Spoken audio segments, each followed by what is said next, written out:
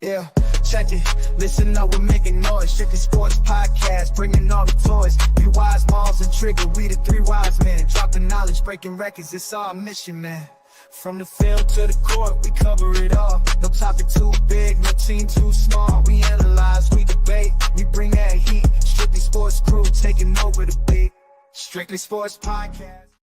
What is going on? Welcome to Strictly Sports. I'm your boy B Wise, Miles. Trigger. and this is another episode of Strictly Sports. How y'all doing, fellas?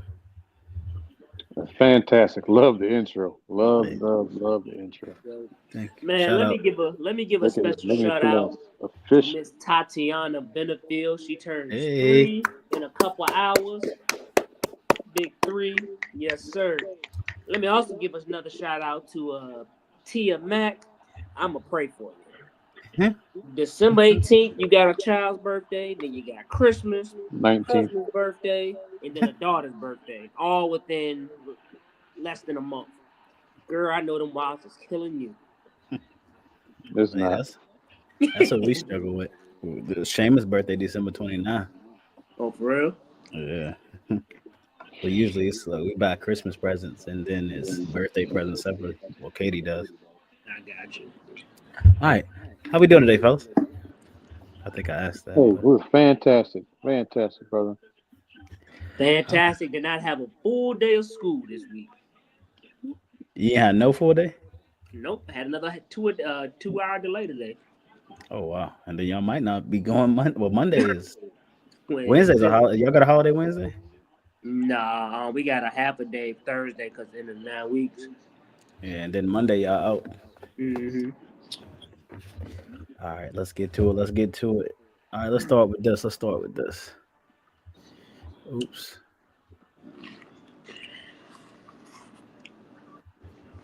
Yo, it's my first day. I swear it's not my first day. I'm sorry. All right. College football playoffs finale. We have Notre Dame taking on the winner of this game we watching right now. And currently the score is 7-0 for the Ohio State Buckeyes. I know it's a little garden gnome somewhere happy right now. But what's y'all thoughts on the game so far? Ohio State is dominating. Texas. Oh, fumble. Ohio State is dominating. They look good. They've been looking good this whole playoffs. That loss against Michigan really must have put something in their ass because they ain't letting up.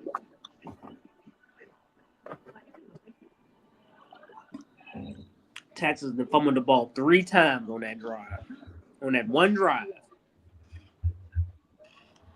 Yeah, Ohio State definitely still looks like the team that we've seen the last couple weeks.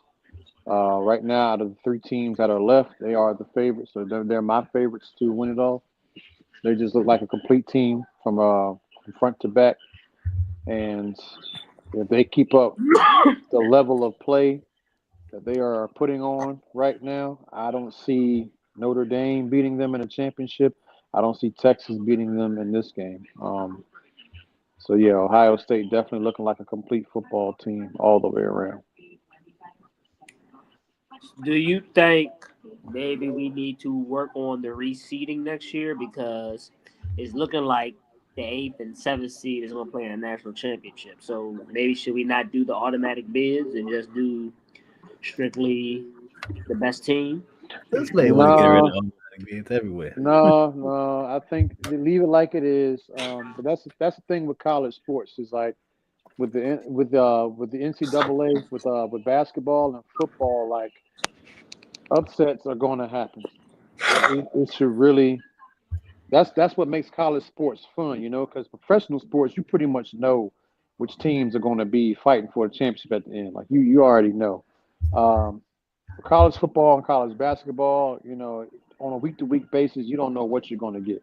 And I think that's part of the excitement of why people like to tune in and why people prefer college sports over watching professional sports because it's more pure. Anything can happen. It doesn't matter what seed you're ranked at. I almost feel like it's a setup, with the top seeds because there's more pressure on them to actually make it to the championship. And as a result, they might play a little bit tighter. They might be a little bit hesitant, and that causes other teams who aren't favored maybe to be in a championship game come the end of the season to sneak up on them and beat them, knock them off, and then go on a run to making or making it to the national title game. So I think it's good where it's at. I mean, you can put the best teams in all you want. It's still going to be upsets. That's just the nature of college sports. I guess for me, I'm old school. You know, the playoffs has always been the best team plays the worst team and trickle ups and downs. And I just don't feel like that's what it was. There's no way Boise State should have been the 3 seed. They probably should have been the number 12 seed. Um, but yeah, you are right about the excitement. But me, I just think of the best team is supposed to play the worst team. And that's how I always thought playoffs were. Oh yeah, yeah, absolutely. I agree too, because obviously that leads for better matchups, in the later rounds of it. Right. But at the same time, it gives you some pretty good matchups right off the bat. It keeps you interested, and I think it's good where it's at because if you put certain teams up against each other based on their seeding, even though Boise State probably should have been a 12 seed, you put them up against a Penn State in the first round. Obviously people are expecting Penn State to beat them because Penn State's a better team, even though they're seeded lower than them. However, if Boise State does win, now that adds even more interest in, okay, well, we wouldn't expect Boise State to win. They've advanced, all right, I'm going to have to tune in next week and see what they do against an even better team. So, it keeps you on your toes. It keeps you excited. You get good matchups throughout the entire thing instead of waiting to like the semifinals and the finals to get to the good matchups, which I think overall will increase viewership. More people will be likely to tune in to see, Ohio State and Oregon play, in the first or the second round versus having them meet potentially in the championship. I think I agree with Trigger, and I think it should leave it like it is because. Of course, you say that. No, I mean I think because I look at it too. Like Notre Dame would have been top 4 if they were in a conference. Yeah, they would have been number 2. Yeah, and it just for me it's college football. It's kind of like how TCU against Georgia, like 63-7. So you expect some blowouts, but I think these last couple of games have shown like, all right, Arizona State came and played. Like Arizona State showed why they should have been a top seed, but depending on how Texas look in this game, it's gonna show me how Texas is. So I think leave it the same. See what we get next year. I think it's gonna be even better next year because I don't think you're gonna have the juggernauts like you say, and then it's gonna come into question too for teams like, do I want to take that rest? Do I want to not play as long? Because look how Oregon came out flat and they just got steamrolled. So, yeah, I just want to touch on that real quick about the opting out thing. I think I mentioned it to y'all, but I don't know if I mentioned it on the podcast. But I think it was a great way, with seeing a bunch of players opting out, in these bowl games that are not in the playoffs. And, obviously diminishing the quality of football that's being played and, fans and people are getting outraged by it. I think this 12-team format, obviously it's 8 more teams rather than the 4 that we've been watching in previous years. We got 8 more teams now that have something to play for. And therefore, players are unlikely to drop out because they have the opportunity to play for a national championship. So, not only you're giving the fans more meaningful games, you're also getting more teams that, the players are actually going to show up and play because they want a chance to win a national championship. So you kind of combat the opting out a little bit.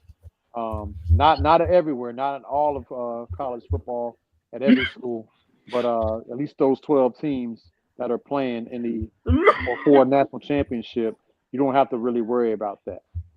Like Florida State, that year when they lost the quarterback, or last year they lost the quarterback, and they got absolutely shafted out of a spot in the playoffs. If those guys, obviously they make the 12 if they were playing under this year's rules, but you think that whole team would have opted out if they had a chance to play for a national championship this year? No, Absolutely not. So I think it's great to open it up to 12 because you kind of, cut back on that a little bit, and everybody's happy. You get the players and the teams at full strength, so there's no excuses. Um, I don't think Georgia beats Florida State by that much last year. Had everybody played like they were supposed to. Maybe Georgia still wins, but maybe it's a close game. Maybe Florida State wins, but the results that they got was what they got because all those players opted out because they weren't playing for a national title. So I get it from the players' perspective. They're trying to protect themselves going into the draft. You don't want to play in a meaningless game and get hurt and you mess up your money if you're expected to get drafted. So I get it from that standpoint. But at the same time, you don't go on 12 games in the regular season and played. You could play one or two more games, and you should be okay if you're safe about it. I know freak injuries and incidents do happen, but again, that's why I like it, having 12 teams because, you kind of take some of that out of the game, the opting out a little bit. Yeah, and make a great point. We saw that with University of Miami in their bowl game. Mm-hmm. Yep. Yep. If they Opted were out one of during the 12, game. yep. If they were there during the game, like crazy, right? If they were in the 12, if they were in one of the 12 teams that made it, absolutely Cam Ward plays the entire game. He doesn't come out at halftime. Yeah. But I mean, let's just be real. Those bowl games ain't nothing much but the equivalent of a preseason game. So, Yeah. I mean, Yeah, said, for the ones. I understand Yep. it. Yep. I've been hearing rumors, well, not rumors, but I've been hearing, experts saying 12 is too many. Do you like 12 or you think they should drop it down to 8? I think 12 good. I like 12 because again, more teams, more meaningful games. That's more money in the NCAA's pocket because the viewership. Playoff games. People are more inclined to see games or want to watch games where there's something meaningful at stake. Yep. Right? People are more apt to come out and watch. They're more likely to tune in at home. I think the NCAA makes more money. These conferences make more money when they have teams that are playing in the playoffs or more teams being able to compete for a national championship. All right, so be good. Be good. Be wise. You made a great point about the rest versus rust. So my thing is having a bye, is that helpful or hurtful? I think it depends on the team. I think this was the first year. Because how long did they have in between the games? It was a long time, longer than usual, right? Between games. Well, yeah, because I think the your teams 4 that you would had have a been bye, playing. they played on New Year's Eve, New Year's Day. Yeah. And then the conference championship was that first Saturday in December? Yep. So you're talking about a month. That's a long time. Yeah, that is a long time. I don't know. Maybe you can tweak it a little bit next time. I mean, I don't know. I think the teams that's been there maybe should have benefited a little bit more from it, but yeah, like the Georgias and because all four top teams lost, right? yeah. Yeah. So, But I think I think this game right here, I think Arizona State, Ohio State probably would have been a better game. you I'm think just so? gonna say it. I'm just gonna say it. It may not, but Mm-hmm. I think Arizona State got robbed in that game too. I mean, I'm just gonna say that too. But I mean, that's football. Yeah. Any given Saturday, Sunday, now Friday, now Monday, Thursday, Wednesday. Yeah. I might say, can't forget, don't leave JV out. Yeah, JV. So I mean, it's something to see. We're gonna see. But let's jump to this. Let me jump to this next one. Speaking of Miami, Florida State opting out. Let me get y'all's thoughts on Carson Beck is transferring to the University of Miami. What's your first initial thoughts? Well, it definitely surprised me when he came back out of the portal to go back to college, and you would think he would come back to a situation where he's familiar, where he pretty much has a starting job. Despite that, Gunnar Stockton has looked, decent in the 2 times that he's played. Because he led Georgia from a come from behind victory against Texas in the SEC championship. albeit it was only in one half of play.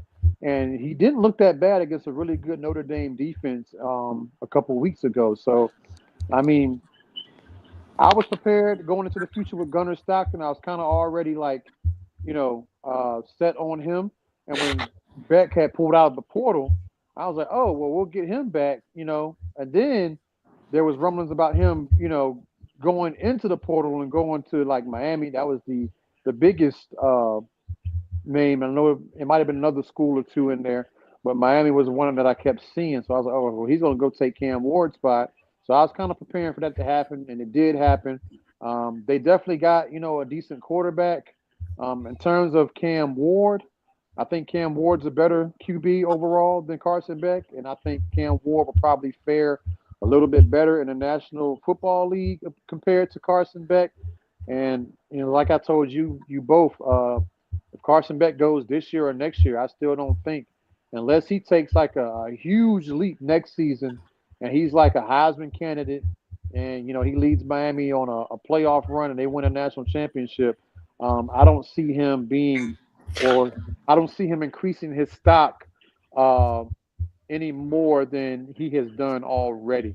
And I think that's why he jumped back into college football, because he's trying to increase his stock. Although this is probably the year where after Shedeur Sanders and Cam Ward, the quarterback class is not as deep.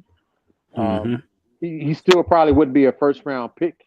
But however, he has a chance to get picked up, second, third round maybe, and go be a backup somewhere for somebody for a few years and maybe get into a starting role depending on how things shake out. But I think this is probably the best move for him to come back to college football, especially off the injury. His season ended prematurely. I'm sure he would probably like to leave on his own terms, come back to college football, increase your stock. Maybe he becomes a first-round draft pick next year, and he can go into a situation where he could be a starter. That's my hope for him. I hope he does well. I hope he has a great comeback season after the elbow injury, and that he's able to play right away in the NFL once he does decide to go pro next year. I agree with you, Trigger, with all of that. But let me add another perspective to you to think about. If like you say second or third, I think you're being generous. I think he's maybe more of a third or fourth round pick. I mean, I'm not going to dispute that either. I mean, I wouldn't surprise me if he dropped even lower than that.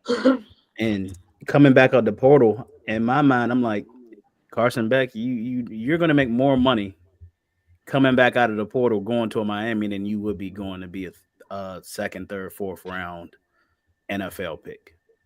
I mean, he's probably going to make what you think, like a $3 million probably. I think that's the high end for quarterbacks in the portal. Yeah, I can see him getting every bit of that. And then, like you said, now you have a chance to go improve your draft stock. I think the quarterback class next year, I haven't looked at it, but you got Arch coming out probably. Who else? I thought it's a couple. Did Jackson Dart go back? I think Jackson Dart's going back to school. Drew Aller's going back to school. It's going to be a couple people in that class to where I think it's going to be tough. I think it may be a tougher class than it was this year because, like you said, after Shedeur and Cam Ward, it's who. And then I worry. I still have my reservations about them two too.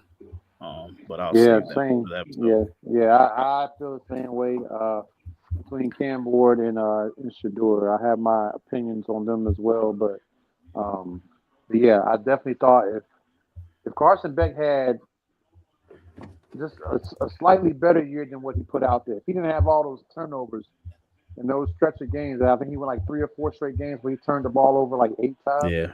If he eliminates those, he's the first round draft pick, I think. Yes. This year. I mean, because it's going to be what? What you think? It's going to be Cam, Shedeur, and Dylan Gabriel? What about what's his name? Ewers, the quarterback? Oh yeah, that's right. What is Will Howard? Well, I don't. Yeah, I think that's true too. But then it's like, are we like who? I feel like this is the year. This is like the Kenny Pickett, Malik Willis, Matt Corral, uh, Will Levis year. Like it's just who do we want? Like who is NFL? Who's gonna come in and change the franchise? Because I don't see any of them changing the franchise. I mean, I could be wrong. I mean, I know they say Shador, but I mean, I'm hearing NFL experts saying, he's not even all that. A lot of people don't even have him in the first round. we want to get into that, fella. We can get. Shador? Y'all want? Yeah, that's what I mean. You have some people say he's the number one pick, but then you hear other. Now I don't know if maybe they just Appreciate that, brother Blue. How you doing, brother? Oh, Wait a brother minute. Blue. What? Wow. About time to make an appearance. How you doing, brother? Oh, he been here for. Oh, look, I'm going ahead of myself. But Hello. Did we lose Mouse? Yeah, I think you went out, brother Miles. There you go. oh, hold on, my fault. Someone was calling me. Shit. Hold on, y'all. Lost my train of thought. I was doing that all yesterday, brother. Yeah. What were we talking about again? Shador and Cam in the NFL. You were saying. Yeah, I really haven't studied Shador. From what I watched, he has the arm. He holds the ball way too long. You do that NFL, you're not gonna last long. Don't be Lord Miles and me, little Lady Ray. It's your friend next up with FaceTime me. So yeah, he's gonna have to, I don't know if he's slowing his reads or he's waiting on the home run pass, but take what you can get. If the defense gives you a running back 2 yards, then take it. Yep. So if not, you ain't gonna last long in that league. And then I worry. I've seen him with a bad O line. He gonna get his yards, but I mean, if you go to New York, what's your O line? If you go to Tennessee, what's your O line? If you go to Cleveland, I don't think it's O line there. But I mean, you're gonna have Nick Chubb, you have Jerry Jeudy, you have a defense, so it's a little bit of a better opportunity. But then we also said that about Caleb Williams this year. Caleb Williams had the best thing for a rookie, and we don't know what happened. Coaching. And I think it was a little bit of everything. And I mean, Caleb Williams, he's in the same predicament. He holds the ball way too long. Yeah. Get rid of it. No need for you holding the ball 5-6 seconds. Trying to play hero ball. Take what the defense gives you. That's what made Tom Brady great. He took what the defense could give him.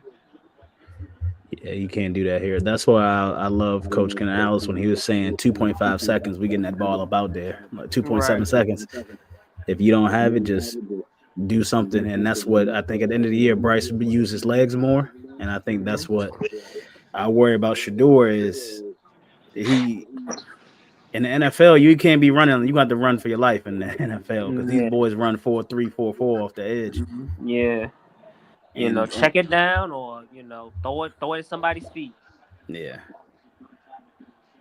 But, I mean, we could be wrong. And then with Cam Ward, I just worry about you can't be doing that flip pass. Like we see it with Patrick Mahomes. Everybody's like, oh, Patrick Mahomes. Yeah, Patrick Mahomes does that. But as you see when it don't go right.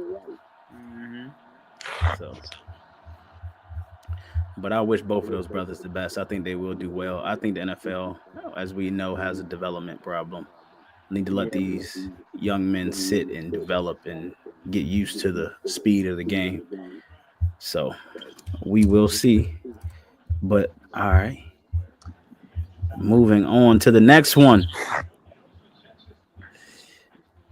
Trigger. It's on you, brother. Time for me to rant. All right. So typically on these rants, I'm very, very or highly critical of whatever the subject is that I'm speaking on. But I'm going to change it up today because I couldn't think of anything that I was mad about. And I thought this might be the perfect topic to kind of talk about. And this might surprise some people who've been following us because I've been very vocal about Mike McCarthy being replaced in Dallas. So I'm here today to say that after everything that has happened dating back to the end of last season up till now, there has been talks of Dallas um, basically extending Mike McCarthy. They're talking about working out a contract. I don't know how long or how much, but it looks like he will be in Dallas for the foreseeable future, heading into the off season here. And I just want to say that I think Mike McCarthy deserved this contract. Um, why? A couple reasons. Um, Again, going back to the end of last season when we got blown out by Green Bay at home in the playoffs, um, it was evident that Mike McCarthy was beginning to lose this team. And I say that because you had guys outside of the off the football field, taking shots at each other. We had CeeDee Lamb's mom, you know, talking down on Dak Prescott. You go into the off season, Jerry Jones, says we're all in, but doesn't, do anything to help this team. We let all those running backs on the market, whether they was free agent or by trade, go and play for other teams when we knew we needed one. And then we didn't even draft the running back, in the 2024 draft. Um, the regular season this year, and through the first couple of weeks, we got Micah Parsons and Trayvon Diggs talking about the top quarterbacks in the league, and they don't mention their own quarterback. You got Dak Prescott taking subliminal shots at other players, in the media, doing things out of character. So I say all those things to say that with all this stuff going on, the Dallas Cowboys being who they are and getting the media attention that they get, um, and all these things going on off the field, they are the perfect ingredients to make the perfect storm to cause a head coach to lose the locker room. And it was just one thing after another. Jerry Jones in the media, threatening radio hosts their jobs because they asked him about his lack of production in the offseason, which were fair questions. So we're seeing everybody on edge here. Micah Parsons taking shots at Mike McCarthy, and then walking back those statements a couple weeks after that. So it is so much stuff going on. You would think Mike McCarthy would want out. You would think that these players wouldn't want to play for him anymore. The way they talk about him, the way they talk about each other, like that looks like a team where the head coach doesn't have any control over his locker room. And then given the season, all the injuries, this man played without his top corners for most of the season. He lost to Marcus Lawrence for the season. He lost Michael Parsons for a good part of the season. You lost to Demarion Overshown for the season. On offense, you were without Brandon Cooks for a better part of the season. You lost Zach Martin for the season. Tyler Guyton and Tyler Smith were in and out of the lineup. You had a brand new center. You had virtually no running game for most of the season. And the fact that this team was still in the playoff race mathematically the last 4 or 5 weeks of the season, and then got eliminated from playoff contention, and those players to still play as hard as they did for their coach is an indictment on the head coach, what their players think about Mike McCarthy. And then you think about other guys around the league who give Mike McCarthy credit. Everyone thinks he's a great football coach. And his players obviously think the world of him because they easily could have folded. These guys could have quit on him. With all the injuries and all the things going on off the field and the media and all this stuff, everything Mike McCarthy's had to deal with, these guys could have absolutely folded on him and quit on him. The season was already a wash, especially after Dak Prescott got hurt.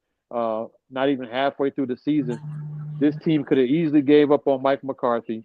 And I give him credit. He held them together. He had them competitive, and they still competed even though they were long eliminated from the playoffs.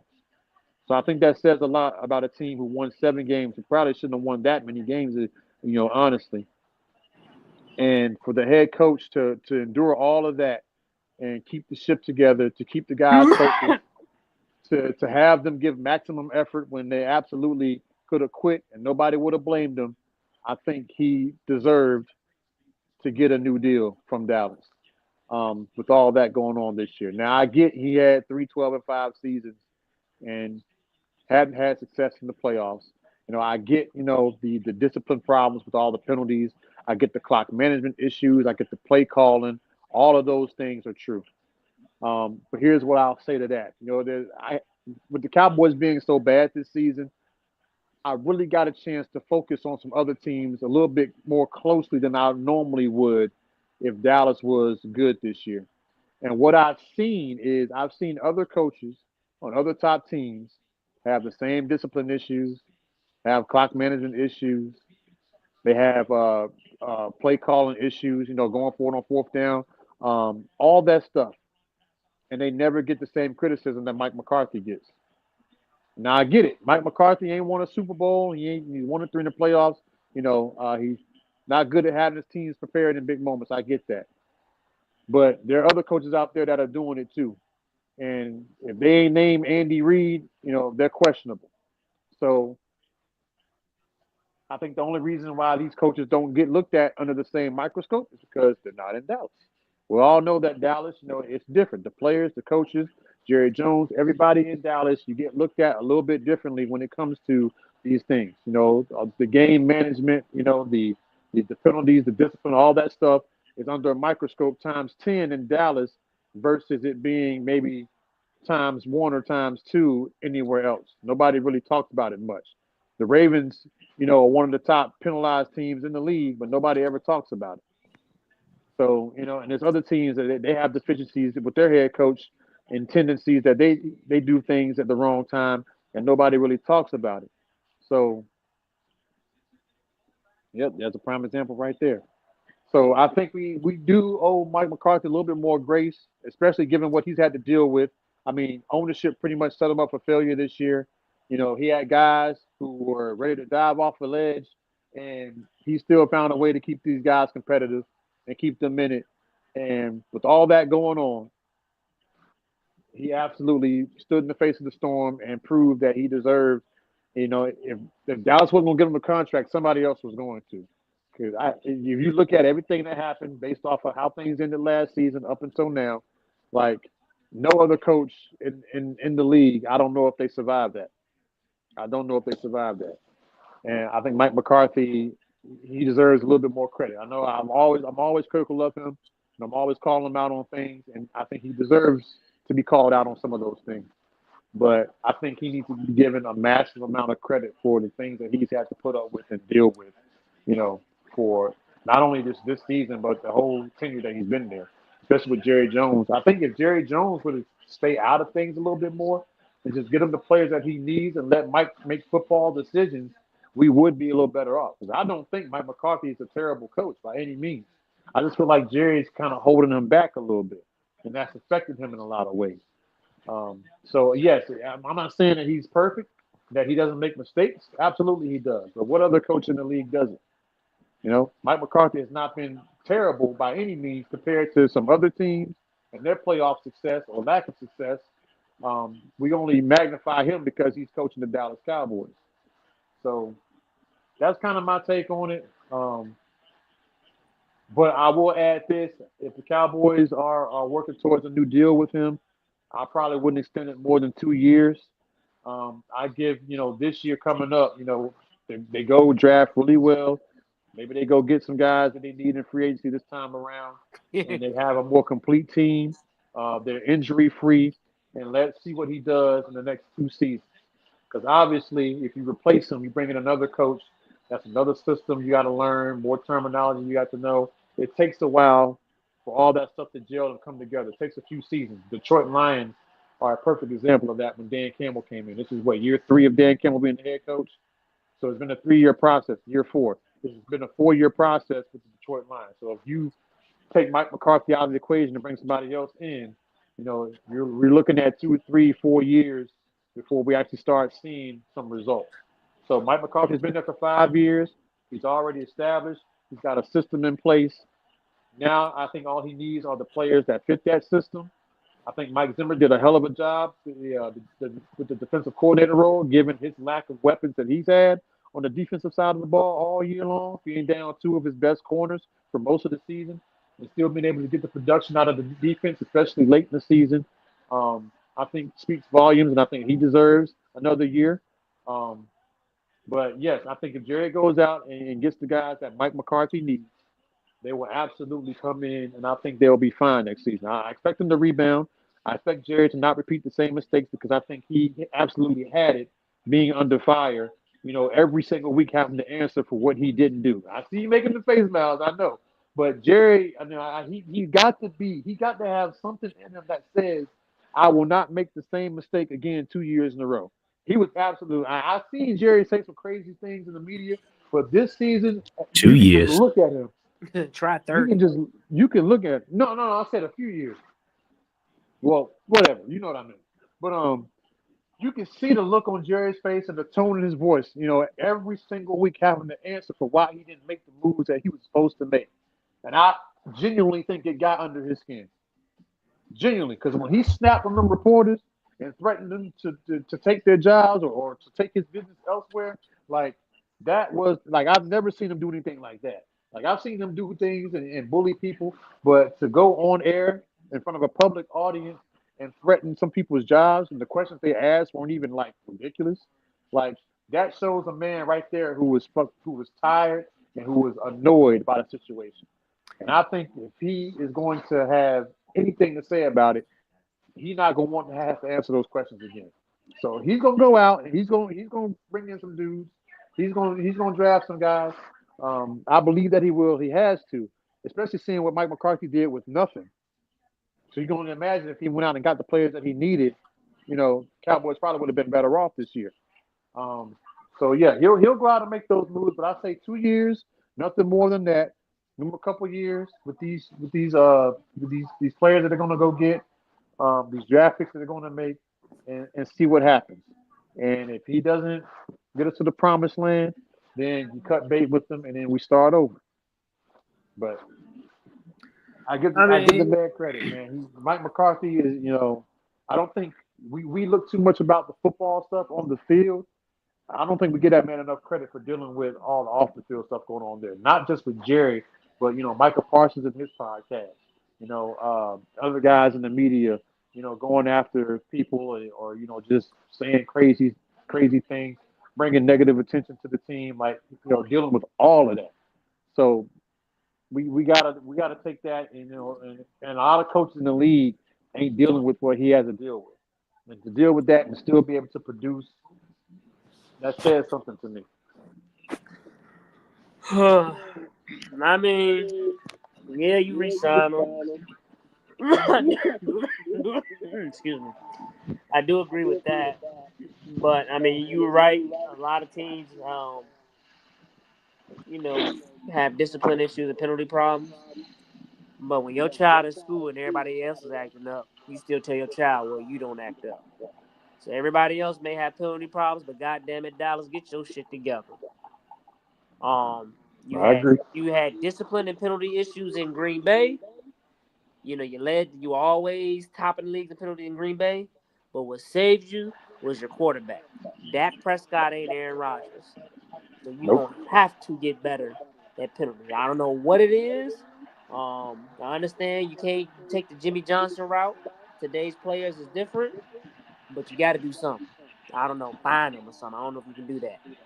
Every time you get a penalty, $20,000 or something. I don't know. Yeah. The beauty of it is, they were third in the division this year. Mm-hmm. So their schedule will be easier than Philly and Washington. So they'll play all the third. For real? Yeah, we got some tough games. Y'all scheduling. Y'all got tough games. What division we got next year? Got the Y'all AFC got tough West, games, baby. You got tough games, baby. AFC West and NFC North. Oh shit! Never mind. Yeah, so we got 3 teams in NFC North that's going to playoffs, and we have 3 AFC West teams in the playoffs. So yeah, maybe in 2026. And you see that away game behind Philly too. Y'all got that's a tough matchup right there. That's a fight right there. I give us 10 wins next year. 10 wins? Where? Well, we'll beat New York twice. Mm-hmm. We'll probably split with Philly and Washington. We'll beat Arizona. We'll beat the Chargers. Y'all ain't gonna beat the Chargers. Chargers We'll can run the beat ball. Denver. We'll beat Denver. We'll beat Oakland. Y'all ain't beating Bo next season The too. Ravens. We'll beat the Jets. We'll beat the Panthers. We'll beat the Don't Bears. blasphemy. Blasphemy. Y'all ain't beating the Panthers 3 times in a row, brother. I'm sorry. We have beaten the Panthers 3 times in a row. It's twice in a row now, ain't it? When's the last time the Panthers beat Dallas? Yeah, beat y'all 2021 last year and this year. Well, last time we beat y'all was on Thanksgiving Day. No, the last time y'all beat us was 2018, first week of the season. Oh, that is right. Yeah. Yep. So it's been a while. It's been a while. Mhm. Yeah, but Respect, yeah, I like- you don't legit see. There's 10 wins on there for Dallas. They'll probably go 3-3 in the division. I know you see them. That's 3 wins. Arizona 4, Chargers 5, I will say, Carolina 6, Jets 7, Raiders Stop 8, putting Carolina in there. You're not beating Carolina next year, bro. I'm just letting y'all know. Chicago 9, the Broncos beat 10. I don't. You don't I think don't they see win 3 more games after? I don't see them beating Denver. If Now I they will say that. if they get healthy, with that effort that they gave in the last few weeks of this season, you don't think they win 3 more games? They could. I don't think they don't matter the 3 more games this year. We talking about next year, Trigger. The teams you got next They year. could have got to 8 or 9 games this season with the roster that they had. I will say the NFC North won't be as dominant as it was this year. I don't see 10 wins though. You still got the NFC North and the AFC West. Because That's Washington, I wouldn't be surprised if Washington Philly sweep that. Washington's gonna get better on defense. Philly is Philly. And you don't think Dallas is gonna get better? Well, it depends on if I own what the fuck I own to do. If he sits on his ass this all season, no, I don't. I gotta believe Jerry's gonna do something, man. Like again, it was so bad this year. He's got to do something. I refuse to believe that man going. Like I'm used to him sitting on his ass and not doing much, in previous years, but this year he's got to do something. All right. I believe it when I see it. I ain't gonna lie to y'all. I see 10 wins for Carolina too. What? In how many years? I see 10 wins next year. If we get our defense off the way we played, and we played Philly and Kansas City better than y'all. We played Philly better than y'all played Philly. Okay. We also didn't beat have our Philly. starting. We beat Philly. We didn't have our starting quarterback. We didn't have a starting defense. You don't have a starting team. Exactly, and we almost beat Philly. Yeah. In Philly. A dead clock is right twice a day. Hey, look how we played KC. Okay, so you almost beat Philly. You almost beat KC, but you got drugged by us. Yeah, that's because y'all had a better day that day. Yeah, okay. Y'all had a better. That's because y'all was mad. Y'all got knocked out the playoffs. Y'all had to come do something. We didn't get knocked. We didn't get knocked out. I'm gonna let you know. Till week 16. Well, week 17. No, week 16. Y'all was out. Once y'all lost to Cleveland, I thought y'all was out. No. Well, yeah, no. Once we got into all season, we was out. But again, in that game, if Bryce don't lose that fumble in that opening drive, that game goes completely different. I'll let you know that now. But Carolina getting 10 wins next year. I can see it. You can look at that schedule and you see it too. Well, y'all do got a better schedule. Yeah. Let's see. Atlanta, we go split with Atlanta. We could split with, let's say we split with Atlanta, we split with New Orleans, and we split with the Bucks. That's 3. Mm-hmm. I see us beating the Dolphins. I got that. Okay. I see us beating the Cardinals. Okay. Yeah. Okay. Green Bay, I think we can beat because we almost beat Green Bay last year. That's last year. So I'm gonna give us Green Bay. You going to Lambeau? Yeah, I think we can beat Green Bay. I think it depends on what time of the month it is. We was in Lambeau last year. We was in Yeah. Lambeau Bryce first year, so I think we can beat Green Bay. Jacksonville, Jets, and Patriots are wins.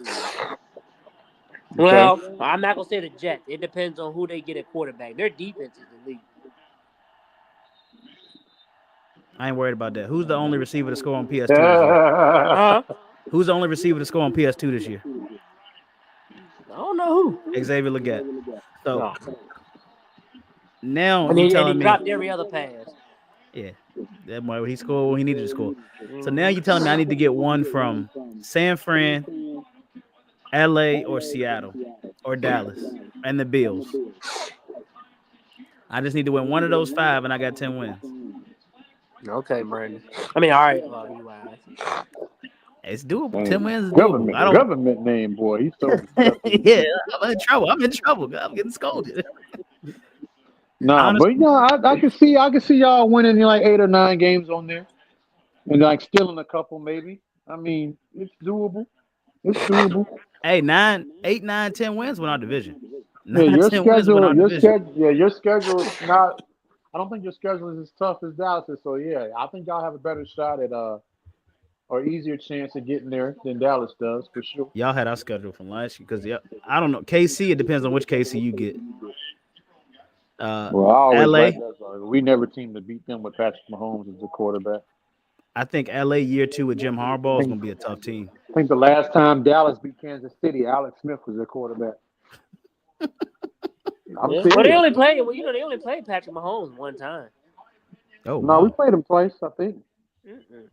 Or maybe it was one. Yeah, it was in 2021. Yeah, but we went to Kansas City and laid an egg. But yeah, that's when they did. That's when the Amari Cooper caught COVID and CD caught a concussion that same game. So that game really had nobody to throw it to. But they only held Patrick Mahomes to like 17 points in that game. Yeah, I don't know. I remember they didn't score a lot of points. I know Dallas didn't score a touchdown, but I remember them not scoring much either. So yeah, I was like, damn, how you hold Patrick Mahomes to 7 points? But I think Kansas City, I don't think Dallas scored an offensive touchdown in that game. They didn't. They didn't have a touchdown in that game. And in our game, going back to our game, CeeDee Lamb beat us in that game. CeeDee Lamb beat us in that game, and Rico Dowdle beat us in that game. Bryce Young beat y'all in that game. No, Bryce Young didn't have bad. He He had one good ass pass, and that was it. One 83-yard bomb because the longest pass because the defense did not communicate. That's all that was. That's all it takes. That should have been a fumble. But this year we have to go to the Cowboys Carolina game this year. I'm not going to that shit. I'm not giving Jerry Jones no more of my damn money. Jerry Jones is David Tepper. Oh my God. Hey, don't say that, brother. Strictly Sports does not sign with. We did not. Yeah. Huh? Jerry Jones gonna shut us down. He gonna shut that radio show down. What are you gonna do to us? We don't agree with that, Jerry. Strictly Sports does not co-sign with Miles' views on Jerry Jones. Why you say that? Jerry Jones that got y'all championships. No, Jimmy Johnson and Tom Landry got us championships. So now let's go back to now. Speaking of that, while we here, all right, what's your thoughts? I say Cleveland. They might be. I think Cleveland's a quarterback away from being in the playoffs. If I'm Shedeur Sanders, I am trying to get into Cleveland. Does Tennessee go quarterback? Does Tennessee go quarterback? Tennessee need to go anything. They ain't got no fucking body. Or if I'm Cleveland, do I go Travis Hunter to go on the other side of Denzel Ward? And who's gonna throw it to you? Who's gonna throw it? Get you one of these vets, man. You gonna have a Kirk Cousins. Y'all keep saying I think Kirk will come up there and win. A Sam Darnold may be available. Ooh, okay. You know what? You might be. So I would draft Travis Hunter if you're able to get Sam. Well, and we got to see what free agency. JJ. So would you trade for JJ McCarthy? You could trade for JJ. You could trade for Brock Purdy. Well, Brock Purdy's a free agent, is he? Yeah, San Fran said they're gonna repay him, but how are you gonna? If I'm Brock Purdy, I want $50 million. But if you San Fran, you giving Brock Purdy $50 million? Nah, because they gotta pay a whole bunch of money. They gotta pay Tungafalua. Debo's a free agent. They got a lot of players to pay. Or I get a Travis Hunter at 2, and then I can come back in the second round and get a Quinn Ewers. Or get one of these quarterbacks that's been in there for a while. And who's to say I want a Cam Ward or a Shedeur? I could get a Dylan Gabriel. Dylan Gabriel. I mean, a Will Howard, Nicholas Rourke. I don't know who else is the quarterbacks. You know what? I skipped over stuff. I'm sorry, y'all. But Come on, moderator. Come on, moderator. Don't make me go to the this is what was executive. supposed to be next was the NFL playoffs, but we on the draft because I wanted to run a draft. Don't make me go to the executive. You be having lunch with the executive? All right, who y'all got in the playoffs? We'll come back to the draft talk. Didn't we do the playoffs already?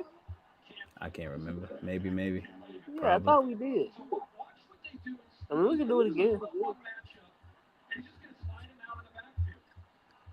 We can pick. Let's do our picks for this week, just for this weekend. All right. I think we did it, but I don't. We didn't did do it. We something did it during the Sunday night game. I found them. Don't worry about it. We don't gotta do them. Yeah. But let's do this. We don't gotta talk about it. Let's be about it.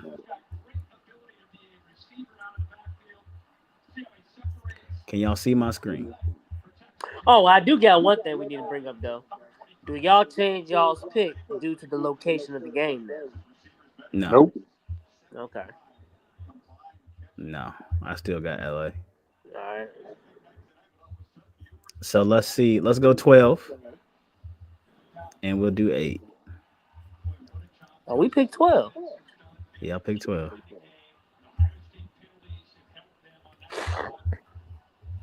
I ain't doing no trades. Y'all want to trade? Trade for what? All right. So this is how the board. They got tennis Cam Ward going number 1. Shador going number 2. Travis Hunter to New York would be great. They ain't Mason got a quarterback. They don't. But dang, do you move up and get a quarterback if you're New York? Mason Graham 4, Abdul Carter 5, Tat 6, Will Johnson 7. We on the board.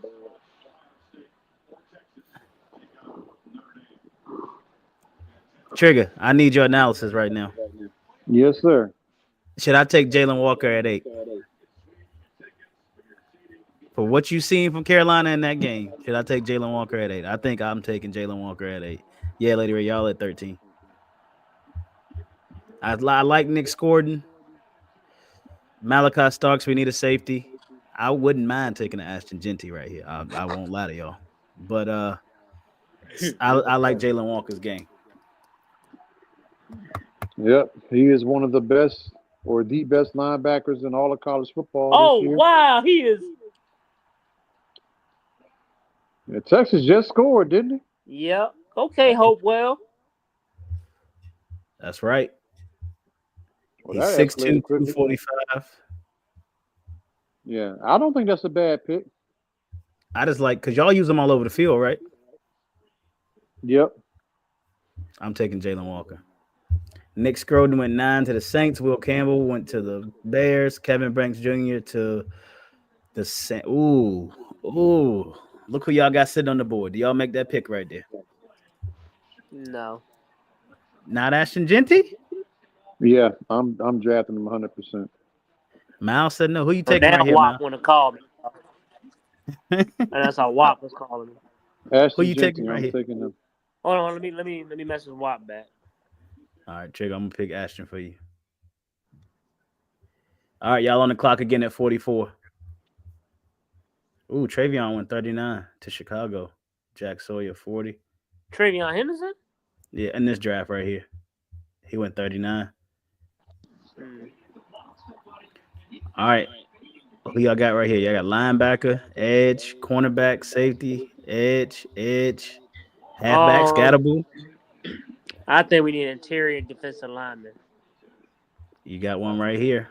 We are Omar Noma. getting destroyed. We've been getting destroyed on the line for years. Y'all got You know Mozzie this Smith, draft- though. You know this draft is deep with defensive tackles, right? Yeah, Well, right damn here. it, get one. Get two. You can get one later on. At 4. You can get That's what Omar. I'm saying. You get one later. Mm. You got a talent like Genty there. When a running back, you compare him, and then we might lose Dowell. Dowell's a free agent this offseason now. Oh, he is? Yes. Oh, I didn't know that. Yes, he is. So, like, I would like to go get Genty. Even if you want to leave Dowell as your starter for whatever reason, if he decides to come back, you can put them two together. I think that would be a nice little combination there. But if Dowell leaves, then we're back where we started last year. What else y'all looking? Are y'all looking at backup QB?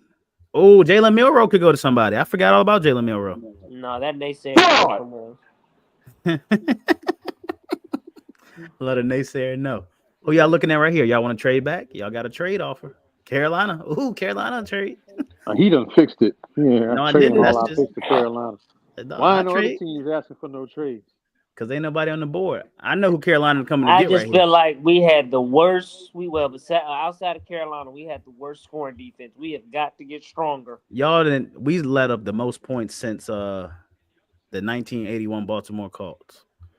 Yeah, but also Miles too, man. We were out 2 starting corners for most of the season as well. You got a cornerback right here, Iowa State. I know a lot of teams ran on us pretty good, but our corners, we were bad in the second. We were bad all over.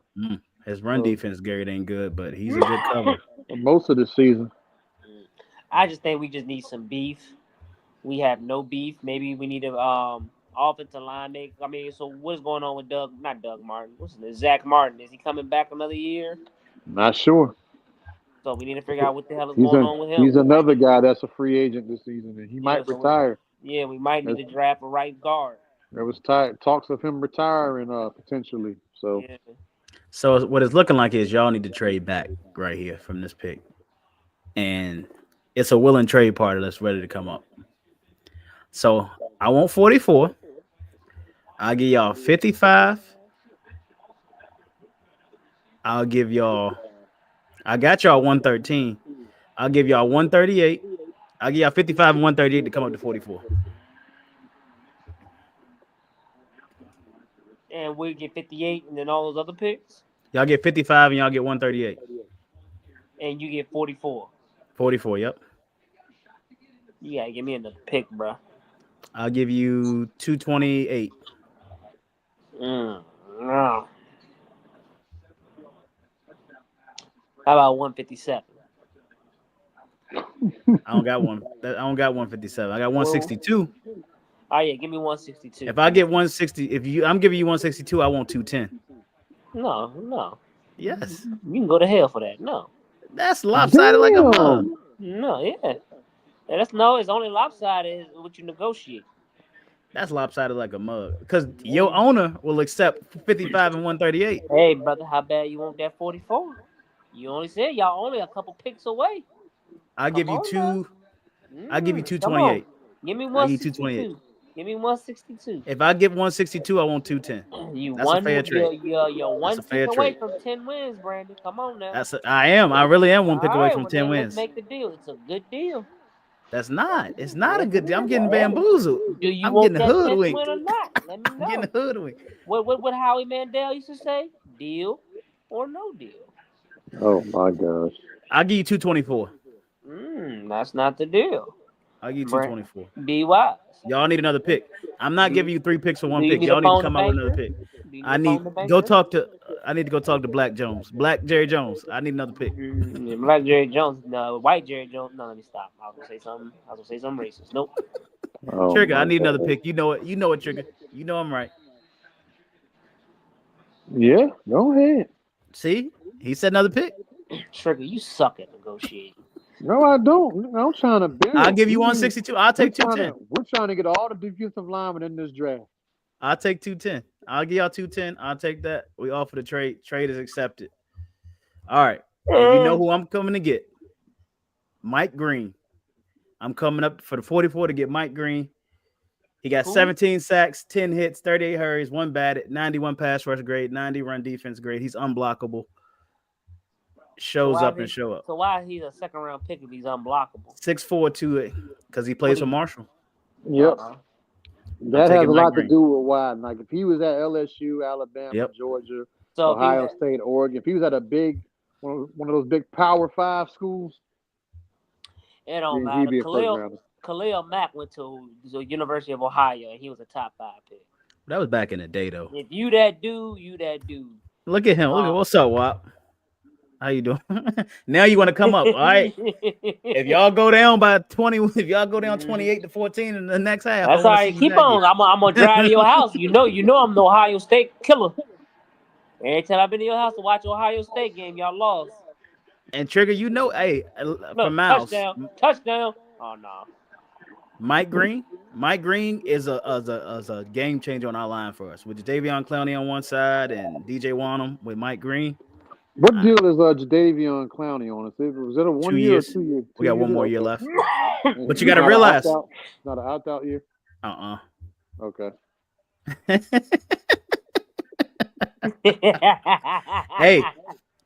Hey, but Miles, look at my draft so far. I got Jalen Walker and I got Mike Green. State national champs. Trigger, Jalen Walker and Mike Green is my 2 picks right now on my defense. That's my whole defensive line has changed right now. I'm just saying. I'm trying to get 10 wins. Y'all on the clock. Who's the best defensive lineman available? Oh, I'm sorry. Hold on. Let me get us out. So, Trey, first pick, are you going offense or defense? Ashton Genty. He got Ashton Genty already.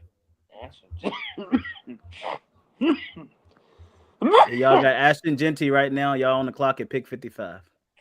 You really want Ashton Genty? He had a lot of carries in college. Yeah.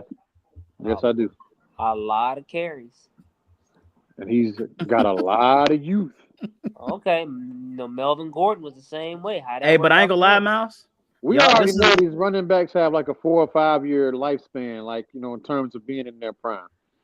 Because y'all can also come back later on the draft. You can get a Katron Allen, a Nicholas Singleton, a Damian Martinez, a Trevor Etienne. Y'all can get 2 backs out this draft. Ashton Genty as a bell cow, and then coming back and getting a Cam Scatterbo, a Devin Neal, or another running back. That is possible too. So y'all can get y'all a 2-headed monster in this draft. Yeah, I wouldn't want to spend. I mean, I know it worked for Zeke, using that.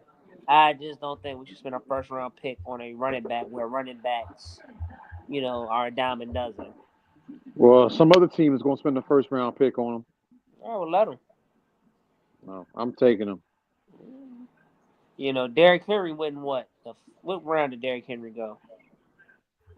All right, who y'all got right here? Y'all want to go Mason Taylor? Get y'all tight end. Who's best defensive lineman available? Best defensive lineman available. Interior or edge? Interior. Alfred Collins, Texas. There we go. Go with him. We got 6'5", 320. That's what I need. His 70, 30 more pounds, and we good to go. 85 rush grade, 15 games, 563 snaps, 287 pass, 275 run, 1 sack, 15 hurries, 6 batted balls. He plays a lot in the B gap. I don't need him to get 12 sacks. I need him to withdraw. I need him to get the double team so my linebackers can roam on the running. Or do y'all want to get a Deion Walker from Kentucky? 6'6", 345. I think Alfred Collins, but it's up to y'all. I mean, whoever can take on the double team. Alfred Collins. I need someone to take on the double team. I'm on the clock again with pick 74. That's what she said. Strictly Sports is a family show, y'all. With a little bit of cussing. I really need a safety. He only played 2 games this year, so he must have been hurt. His coverage grade is not good this year. His run defense grade is good as what I need. But right here, I cannot pass up on Taz Johnson. I need Taz Johnson. I need another receiver. I'm going Taz Johnson, and I pass up on the linebacker too. We need a GM out the draft. Nope, get his big ass out of here until after the game. All right, what? All right, who y'all got at 76? Y'all want to double down on defensive interior? Y'all got Derek Harmon from Oregon. Yep, let's get Derek.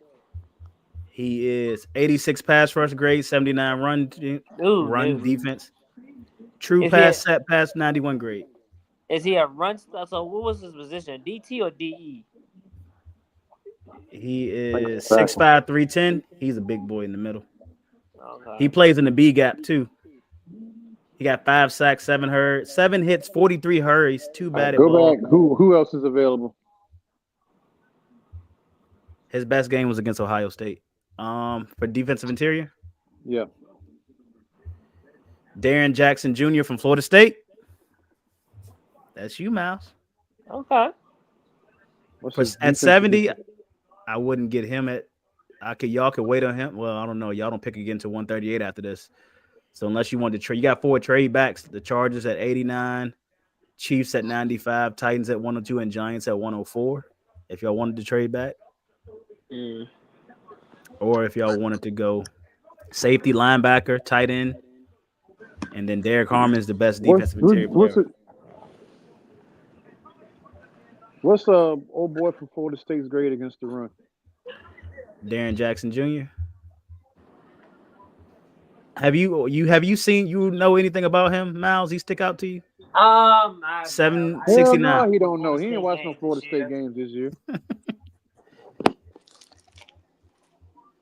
His run defense grade is 69. Oh, God. See, yeah. Derek Harmon's run defense grade is 79, and he's a better pass rusher than he is a run defense. All right, we'll go with him. He's a 91 in true pass defensive rush. lineman playing the B gap though. Does it matter? Probably. I'm not too sure on Well, that. what type of defense is Dallas running? They running a 4-3. We don't need nobody in the A gap. Over tackle, he did 188. He did 28 snaps in the A gap. He's primarily B gap, and then he did more snaps over tackle this year. He was outside the tackle some, and then he was off the ball for 1 snap. All right. Well, I'm cool with that pick. Derek Harmon is now a Dallas Cowboy. Oregon, get him out too. He said Oregon, get him out too. I want Jack Sawyer out this draft walk. Carolina, we on the clock at 110 and 113. At 110, I am going to take Cam Scatterbo. And at 113, I am going to take Rod Moore from Michigan. Safety. He ain't played this year, it looks like. 6 foot, 198. All these dudes and they ain't played. That's fine. They fresh. Yeah, fresh off the operating table. Hey, yes, sir. I need Jack for that. I like the linebacker from Oregon I saw last night, too. I think it's Kaiser. I like him, too. He reminded me of Luke a little bit. Not Oregon, Notre Dame. You're right, Notre Dame. Scatterboo. All right. Y'all got a lot of running backs right here. Katron Allen, Nicholas Singleton. Best defensive Mullings. player available. Who is that? Kobe King, linebacker from Penn State.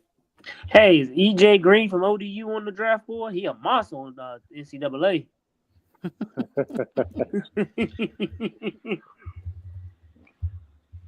Nah, I gave him 52. I gave him 52 points to JMU. I was hot about that. I know. I'm sorry. My head was in the wrong place a while. What she said. Pause that. Y'all got Kobe King. Y'all need a linebacker. 66 pass first grade, 90. He got a 90 run defense grade. Because Marshawn Overshown, he probably ain't gonna play next year. 61 pass rush snaps, 322 run defense, 293 in coverage, 67 tackles, 28 assists, 12 missed tackles. Yeah, and Micah Parsons, he's not a true linebacker in my eyes. He is a run liability. 6'1", 248. Yeah, I like him. Don't know much about him, but they got him going at 9%. Cowboys drafted him 9%. okay. Trigger looking like he wants somebody else though. Trigger want one of these. No, King. Yep. Trigger want one of these running backs. Oh, we on the clock at 144. We don't need to. All we need is one. 144. What's my next pick? 210.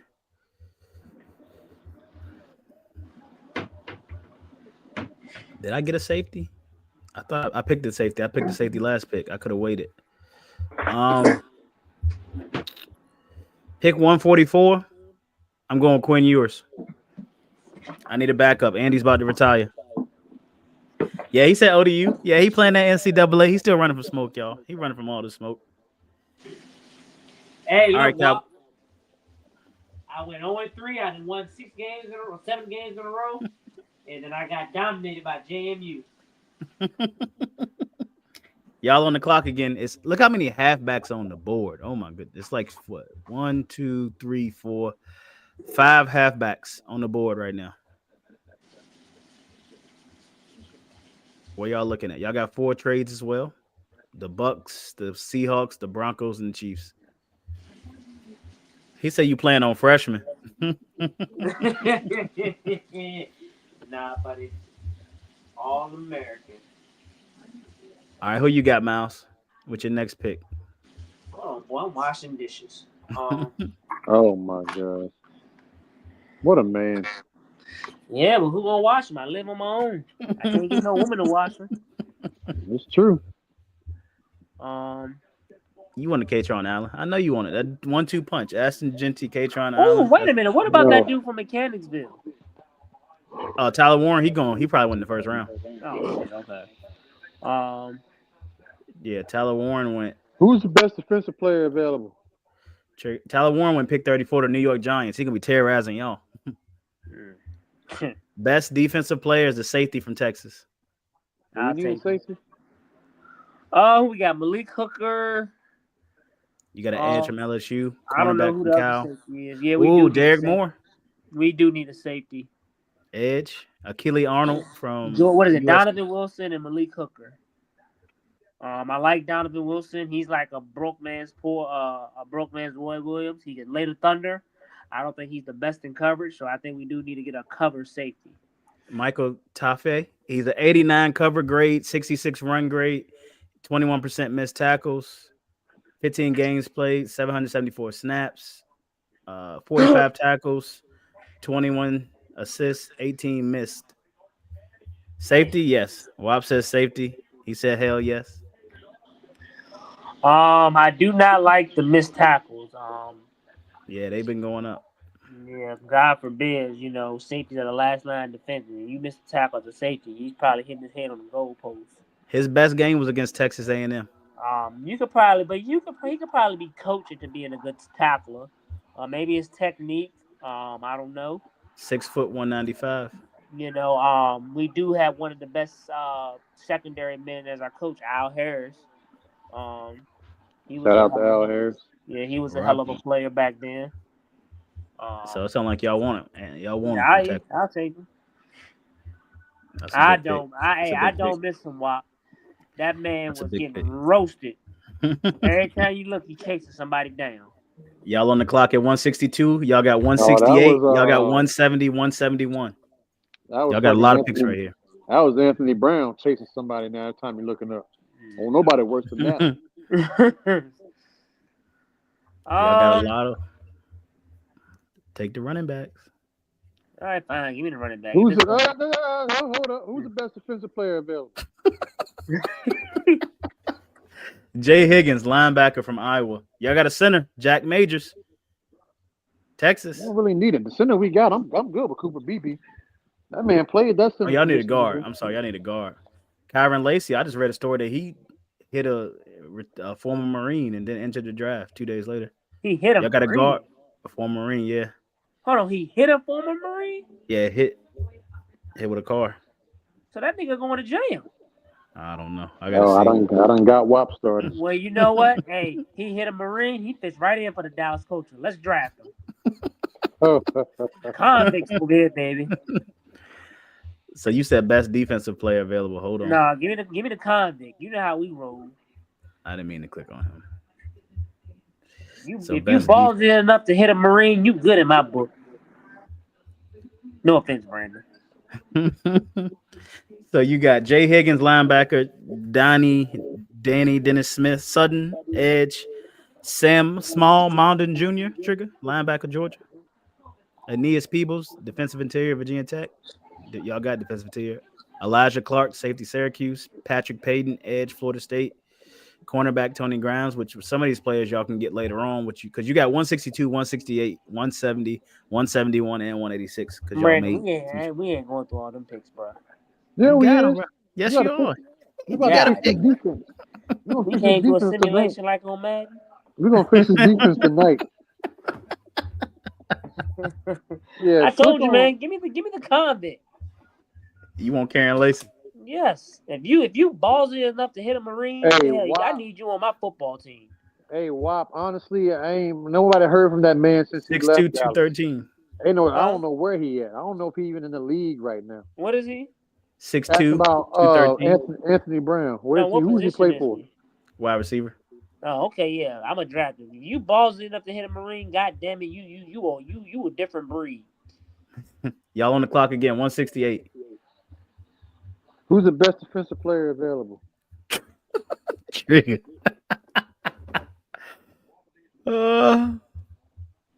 It's You gonna have be anybody that hit somebody in the Air Force? Danny Dennis Sutton at edge, and then you know him, Trigger, Samel Mondin Jr., linebacker. Do we need a linebacker? Another linebacker, I Mouse? think y'all got one, didn't you? Y'all got Kobe King. That Kobe You got- King, Overshown is not coming back. I don't think Overshown's coming back next year. He tore his What about Achilles. What about an edge rusher? Yeah, I think we can go with another edge rusher. All right, draft him. What's his grades? 73 pass rush, 68 run defense. He's 6'5", 266. Hey, I'll be right back. I'm gonna dump this grease out in the woods. Is there another edge? Is there another edge available? Patrick Payton from Florida State. All right, what's his grades? Oh, he had a bad year this year. He played 12 games, 60 and 60. 6'5", 250. All right, we'll go with Penn State. Danny Dennis Smith is now a Cowboy. You got 70 and 71. All right, who are the best defensive players available? Y'all is going all defense. Ooh, I like you. You look like Carolina. You got some 186s and 180s, but you got an edge, Patrick Payton, Elijah Clark, safety, the linebacker from Georgia, cornerback Tony Grimes, defensive interior, safety.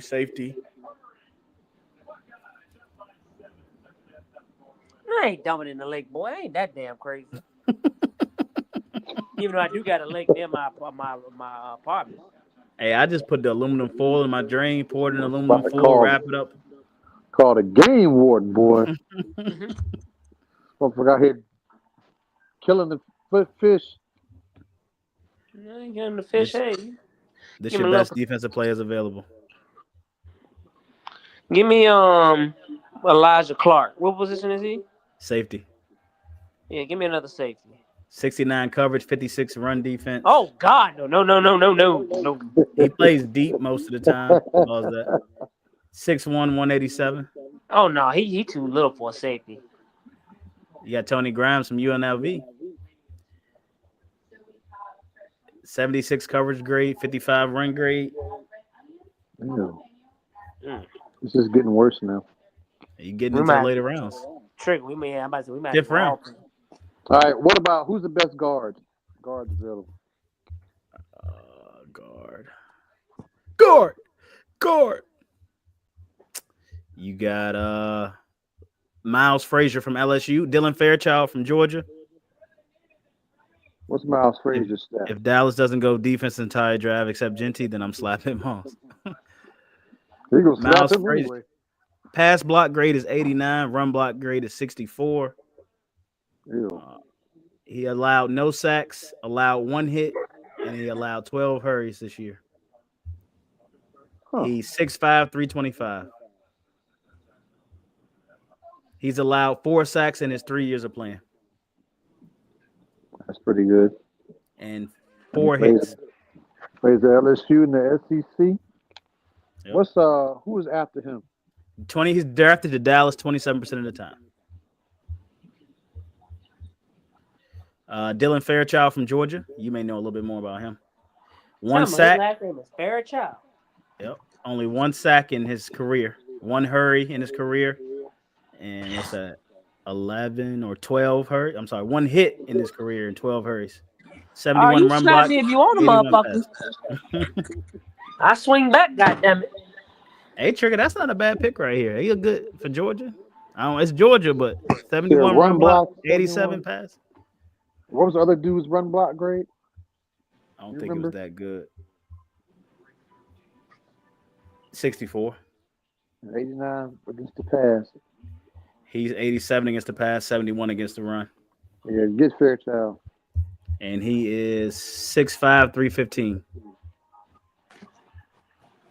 All right, 171. Y'all on the clock again. Dylan is a go. Wop said Dylan is a go. Pick him up. Y'all go get a running back for me, please, man. Y'all got all these running backs right here. Y'all can get 2 running backs out this draft.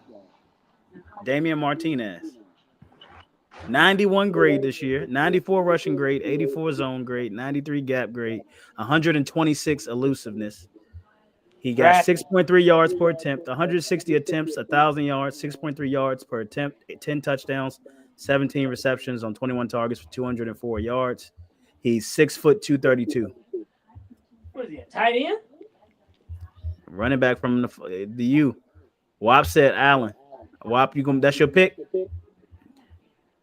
200 attempts, 1,019 yards, 5.1 per carry, 8 touchdowns, 17 receptions on 24 targets for 147, 85 rush grade, 76 zone grade, 85 gap grade. It's 5'11", 220. He goes to Dallas 17% of the time.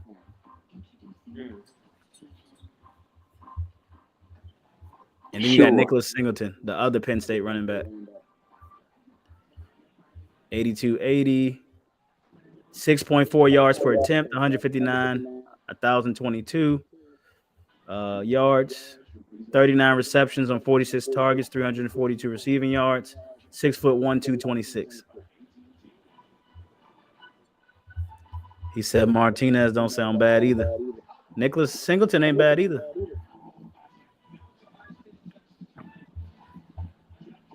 But Martinez, he 94 rushing grade, 94. He got a 91 overall grade from PFF this year. And he's 6'2", 232. What round? This is 5th round. So why is he still available? Because there's a lot of running backs in this draft. There's a lot of running backs in this draft. Like, running backs is deep. Raheem Sanders from USC still there, South Carolina. Donovan Edwards. Donovan Edwards on the cover of NCAA. Yeah, he was supposed to be a top pick this year. Sounds like a felon to me. Let's take him. Who you talking about? What? All right, which one y'all want? I think y'all leaving Damien, but y'all don't want to say it. Go click on Damien's. See what his stats. Hey, look, y'all want a pass catcher? Because I don't know if Ashton Genty a pass catcher. Sorry, not Dave. Well, he's capable. But I just don't think that they used him in that capacity a bunch. Wop said Martinez. Let me look at the other guys. What the cover athlete look like? That's y'all picking. That's too high for y'all to get him. That's too high to get him. He got a 71. His grade is not that good. 127 attempts, 592 yards, 4.7 per. Yeah. He was supposed to be next one up. Nicholas Singleton. He got the receptions. He's not as elusive. He's a 59 elusiveness. Atron is a 66 elusiveness. So Martinez is doubling their elusiveness pretty much.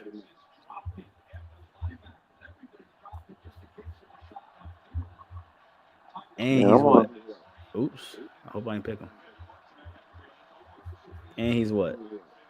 6'2", 232. 5'11", 220. 6'1", 226. I think Singleton dropped a pass last night too. Travion went 39 to. Travion was picked 39. He went to Chicago.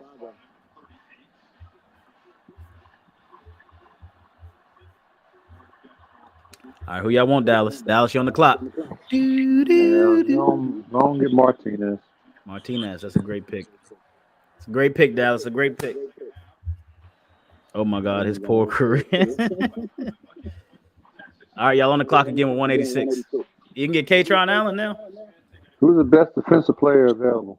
Darius Alexander, defensive interior. You got safeties. You got a cornerback. Who got Hey, the Wop. longest rap sheet? Hey, Wop, who's this cornerback from Ohio State? Davison Eagle. We might see him in the game. He's a good on run defense. He's not a good at coverage corner. He got 2 touchdowns this year on 2 picks. He got 2 pick sixes this year. Wop said trash. He said trash. Do not pick his. Hey, he got 2 pick sixes. What? You got another defensive interior, but you're already drafted 2.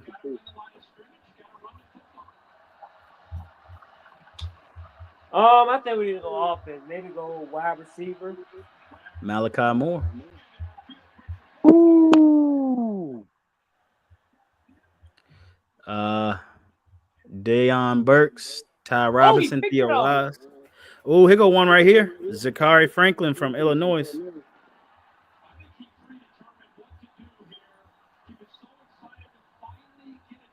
Yeah. What's his stats? 6'1", 190. No, y'all don't want that.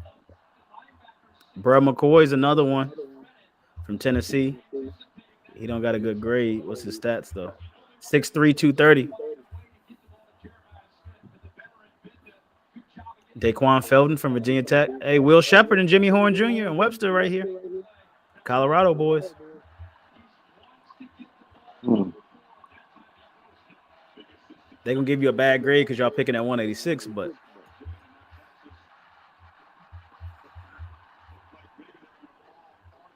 Or do y'all want to look for another quarterback? Who's Deion Burks?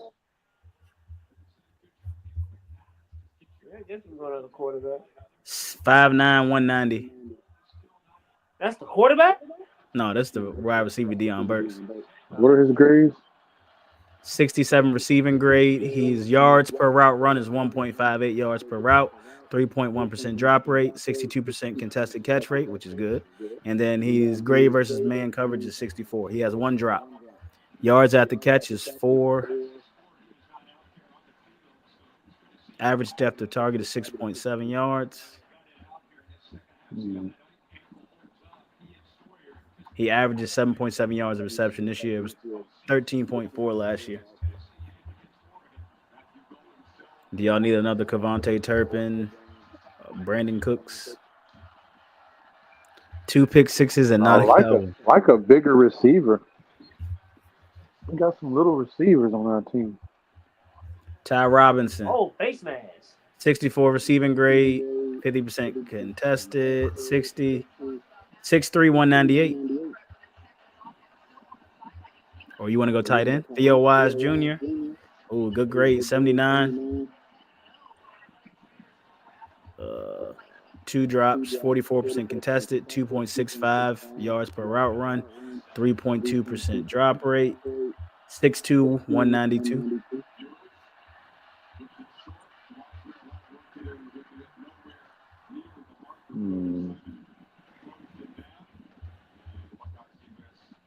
I ain't picked in a while for Carolina. That's crazy. I traded my picks. Who's the best defensive player available?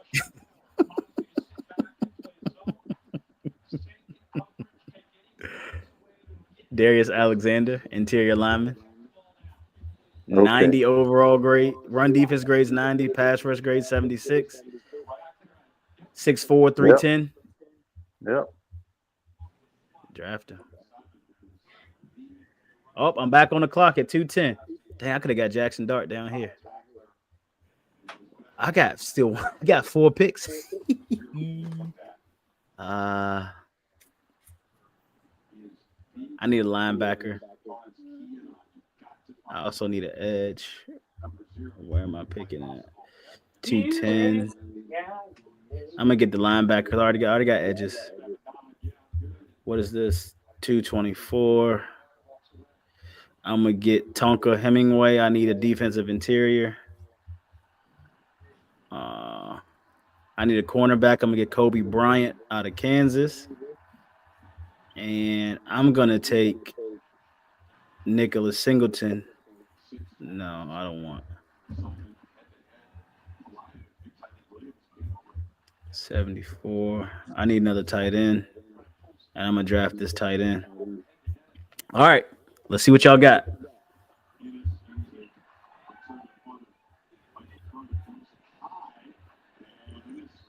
I should have drafted Malachi Starks. So I got a C for Jalen Walker. They say I should have drafted Malachi Starks. I got an A for Mike Green. I got robbed in this trade. I got a B for Tez Johnson. I got an A for Cam Scatterbo. I got an A for Rod Moore. I got an A for Quinn Ewers. I got a B for Jalen Walker. I got a B for Tonka Hemingway. I got a B for Kobe Bryant. And I got a C for Brett Kunti. Bottom 30 draft, overall B plus draft for me and this one. Cowboys. Y'all got an A plus for Ashton Genty, a C for Collins, a C plus for Harmon, a B for Kobe King, a C plus for Michael Taffe, a B for Karen Lacey, a B for Danny Dennis Sutton, a F for Dylan Fairchild, a A for Damian Martinez, and a B for Darius Alexander for a B plus. Top 39% of all Dallas Cowboys drafts. So that F, he must be a convict. So that's an A in my book. No, they just saying it's not a need. That's really what it's saying. It's not a need, or you could have got them too high. So it's not really. I don't worry about the grades too much. I think y'all did a lot. Y'all got a halfback. Y'all got two halfbacks. Y'all got 3 defensive interior linemen. You got a linebacker, a safety, a wide receiver, and an edge, and a guard. How y'all feel coming up? If Dallas did this draft, how would y'all feel? Pretty good. I feel like we're not winning the Super Bowl next year. Well, I don't think y'all win the Super Bowl We could next year. draft Jesus Christ, and I still don't think we'll win the Super Bowl. We better win because then I have questions about a lot of stuff. That's the case. Let's see what happened. Cam Ward went to Tennessee. Shador went to Cleveland. New York got Travis. What else? Emeka went to the Colts. Ooh. Luther Burden went to the Bengals. Oh, to replace T. Higgins, possibly. They need a slot. Think T. Higgins is leaving Cincinnati? I think he's leaving Cincinnati. I don't think they can. You can't pay Jamar Chase and T. Higgins And Joe Burrow. and Joe Barrow. I wouldn't mind getting the James Pierce Jr. Burrow, you know, smoking on that Joe Burrow. Wow, Quashawn Judkins will get drafted over Travion. His name is Quashawn. That sounds like a convict. Look at this guy. Hey, East Carolina. All right, so we mocked it. We did a mock. All right, let's get to it. All right, Trigger. Black people, we gotta start doing better than naming our child. Why would you name your child Quashawn? Like, have you ever heard of a lawyer named Quashawn or a CEO named Quashawn? No, but we will. We will eventually. We will soon. Me in this murder trial. Like, come on, black people. We will soon. Only us, brother. Only us. All right, so we got the Yankees free agency. So right now, nothing in detail here. We're kind of in the same boat as we're in the last time I discussed these guys on the show. Why we got Juan Soto in a Yankees uniform on the screen here? Hurting my heart, man.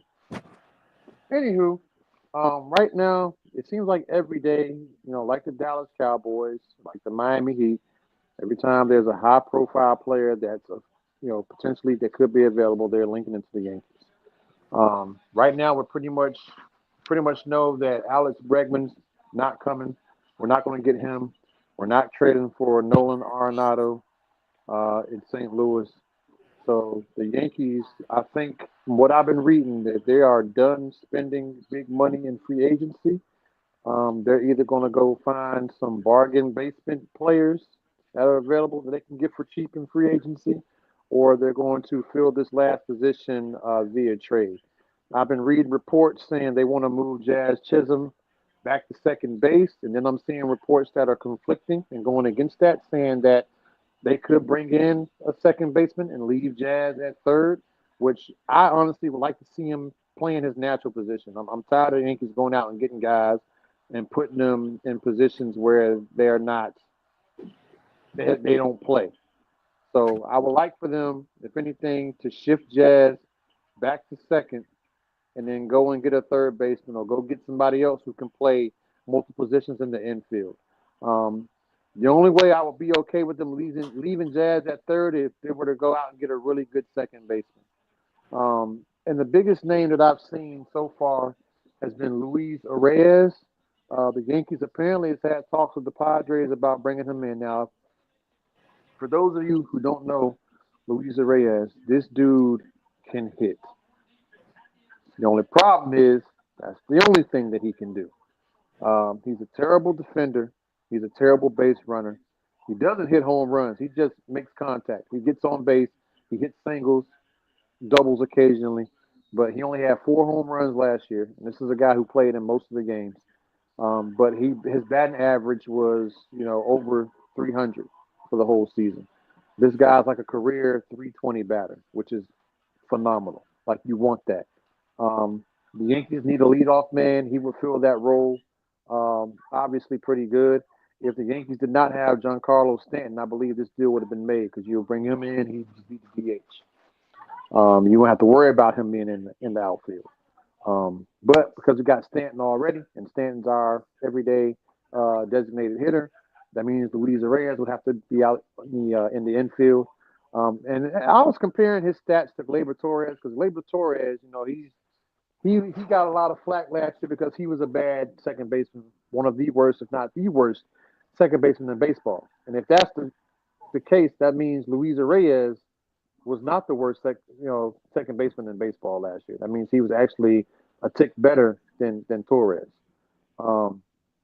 So Torres is not as good a hitter as Reyes is, but they both suck defensively. And I know the Yankees were trying to get better defensively. They were trying to get guys who were better at running the base paths. And you don't do that by adding Luis Reyes. But if you do add him, I mean, his bat is lethal. I mean, the dude, he doesn't draw a lot of walks. Well, he ain't drawing no walks because he's getting hits. That's why he's not high on the walk count. Like, he hits the ball when he gets up to bat. Like, he's going to get on base. And you really want that with Aaron Judge coming behind you to hit you in. So, yeah, I think that would be great. He'd be a great leadoff guy. He's a lefty. But, I don't think he's as bad a defender as people are making him out to be. I still think Gleyber Torres was worse than him. So if the Yankees can swing a trade and go bring him in, I'd be happy. But I don't see them doing that. The Yankees say that he's not a fit at this moment. So I think they're going to try to pivot elsewhere. And they'll probably sign somebody who's good defensively, but their bat's probably not going to do much. Which, looking at the lineup of guys who are going to be, hitting, offensively outside of Aaron Judge, I don't see any other guys on the roster who will be batting over 300 this year. I just don't. So adding Luis Reyes will give us another weapon. You got somebody who has a higher batting average than Soto. He just doesn't have Soto's power. And then Soto also not a great fielder. So, I mean, this guy is not the worst baseball player to bring in. I don't know why a lot of Yankees fans are against Luis Reyes, but I would love to see him come play for the Yankees. Like, I love that man's bat. Pause. Yo, Yeah, hey, yeah. yo, hey, But yo. again, the dude can hit. He's probably the best contact hitter in baseball. Like, seriously, y'all need to look him up. This dude, he definitely puts the ball in play. I think I read a crazy stat out of like 650 something balls that he hit. 611 of them were in play. That's ridiculous. That is ridiculous. The Yankees could use that. They could use that. So that's what the Yankees are. We're still kind of shuffling through. If I had to predict what's going to happen, if they don't go and get what's his dude, Ha Seon Kim, I probably mispronounced his name, but he's a guy coming off of surgery. He's probably going to miss the first month or two of the season. But he's a great defender and a great base runner, but he has a average to below average bat in the lineup. So but that's the thing with the Yankees, man. You either go out and you get somebody who's really good defensively, but they're not going to give you much offensively, or you get somebody really good offensively who's not really good defensively. So you're not going to get a stud because at this point, all of those guys are locked up or they're going to cost us too much. So it's like pick your poison, you know? I think the lineup is already better defensively than they were last year. But I still think we need one more really good bat to help complement Judge in the top of that order. And I think Luis Reyes, as much as Yankee fans don't like him because he's a terrible defender, would fit the bill as a leadoff hitter.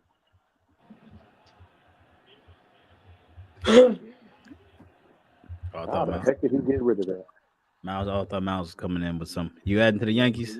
Oh no, I'm just doing some laundry, folding clothes. All right. I would be on board if the Yankees went out and got Jose Iglesias, though. He's a little bit older, but you know he hit over 300 last year too, and he might be a little bit better infielder than a Reyes. But you know I wouldn't be mad at that either. The only thing about him is his age. That's it. Oh, his knee was down.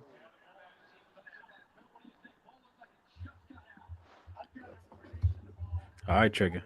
Decisions in Miami. So I initially predicted that Miami would trade Butler because typically we see the organization, they'll suspend the player and usually while they're away from the team, they'll keep them away and trade them so that they don't come back and make things awkward. But it looks like that's where we're headed. Apparently Miami can do a sign and trade with Jimmy in the offseason so they won't lose him for anything if they do decide to keep him past the deadline. But right now, based off of what I've been reading and seeing, given Jimmy Butler's age and production and injury history, a lot of teams know that Miami is trying to get rid of him, and they know that Jimmy Butler wants to get a long-term deal, obviously wherever he signs. But nobody wants to give him that deal because, again, age, injury, history, all of that. So what have they done with Miami in turn is they basically not giving them or giving Miami the best deal they could possibly give them. So Miami obviously doesn't want to lose Jimmy Butler for nothing. They also don't want to just ship him out of there and not get the best possible package for him in return. So I think it's a good move. If you can hold on to him and then try to trade him after the season ends, try to get something for him. That would be the move ideally. I wouldn't want Pat Riley to just ship him out of there and just get, pennies back for him and not really be competitive.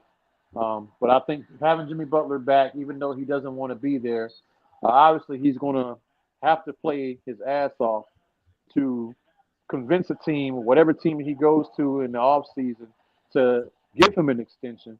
And in turn, that's going to help Miami and their chances in the postseason this year, although I still don't see them being a championship team with or without him.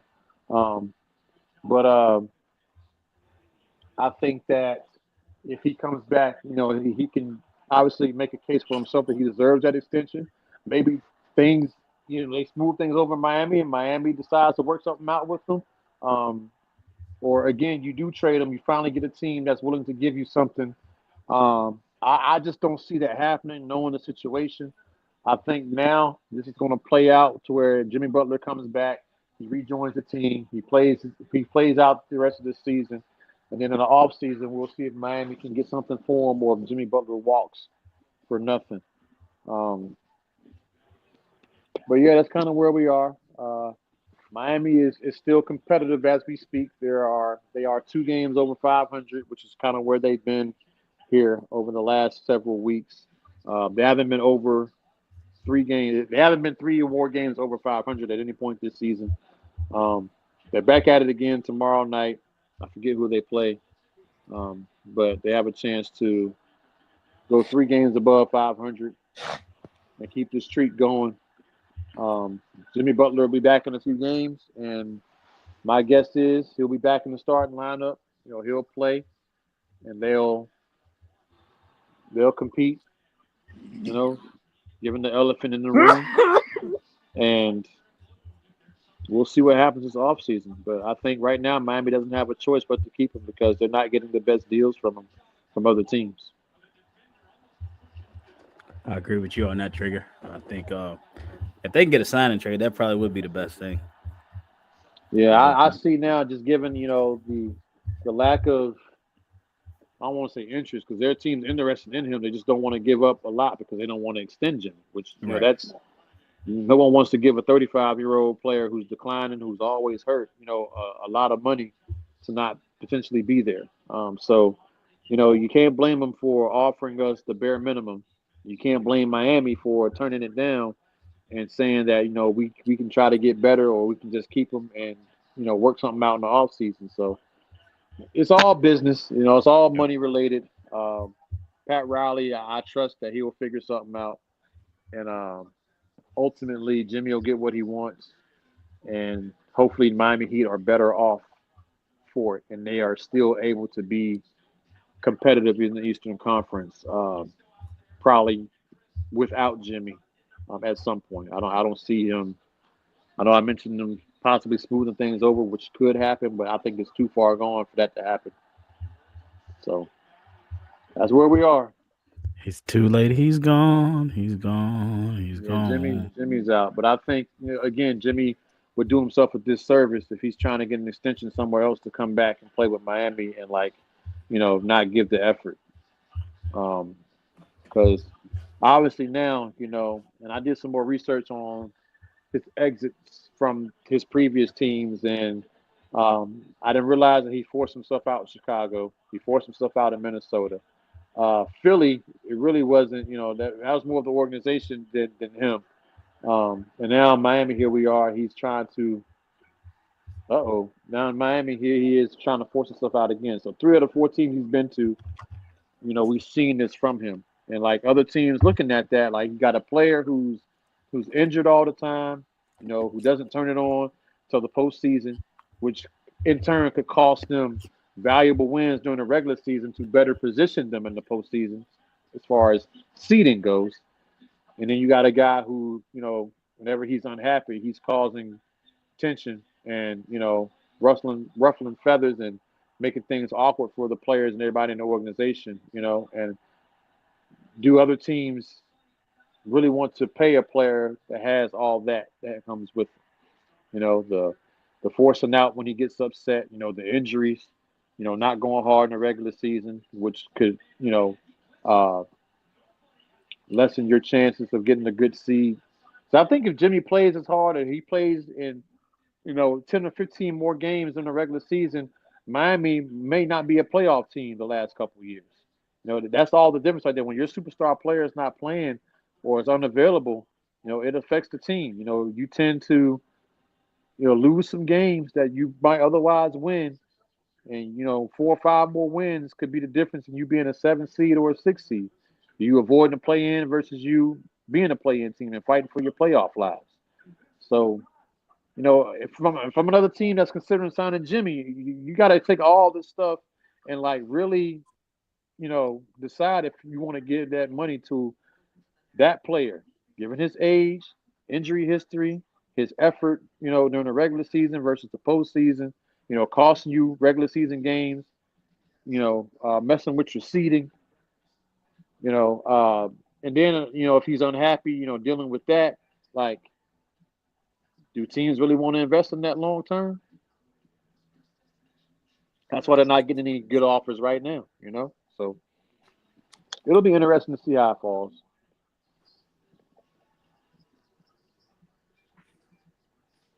But Miami better have a plan. You better go out. I saw this one trade with the New Orleans Pelicans. Miami trade Jimmy Butler, they get back Brandon Ingram and Marcus Smart. I really like that a lot. That's a good trade. I really like that a lot. You pair up Jimmy Butler with Zion. They can CJ McCollum. They got some nice young pieces there in New Orleans. I don't think that would make them a championship contender, but that'll definitely change their mentality, the culture. They might go out and get another player or two, be it the draft or free agency, and now they are a competitor in the West. In Miami, in turn, you got two for the price of one. Like you got, a guy who offensively is probably a little bit more gifted than Jimmy Butler as far as his ability to score. And you got the Marcus Smart picking things up on the defensive end of that. So you're getting two guys who are probably a little bit better offensively and defensively than Jimmy Butler is at this stage in his career. And there are two younger options too. So you're not starting things over. You're not rebuilding. You're putting them right in with Bam and Tyler. They're on the same timeline. And you got the guys around them that are coming along. I think Miami will be a very, very tough out if they were able to go out and get Brandon Ingram and Marcus Smart and in trade in exchange for Jimmy. But I don't think that's going to happen. I would love for that to happen. I think that would be reasonable, but you never know. I feel like Miami is going to get hosed no matter what happens. Like they're going to ship Jimmy off, and we're not going to get much. Maybe some draft picks, or we'll get a couple players that probably should be in the G League or something. I don't know. But I feel like this team's going to take a huge step back, and they're not going to have the pieces to fill that hole that Jimmy leaves once he eventually goes elsewhere. Well, fellas, it's that time of the night. What's your final thoughts? Because it's snowing like crazy outside. Is it really? Yeah, it's snowing. Oh, let me get out this window right quick. Fellas, I really don't have a sports. Better start selling the driveway right now. A sports message, but fellas, I said it once and I say it again. If your girl acting funny, go through that phone. Oh my gosh! When is the next episode of Snowed In? Ain't nothing falling out here. Shit, it might need to be in 5 minutes. No, I gotta finish cleaning up this apartment. I don't know. I guess we can't call it snowed in. Shoot, tomorrow it'll be snowed in. We'll figure out what to call it. Yeah. Yeah. Final thoughts from me.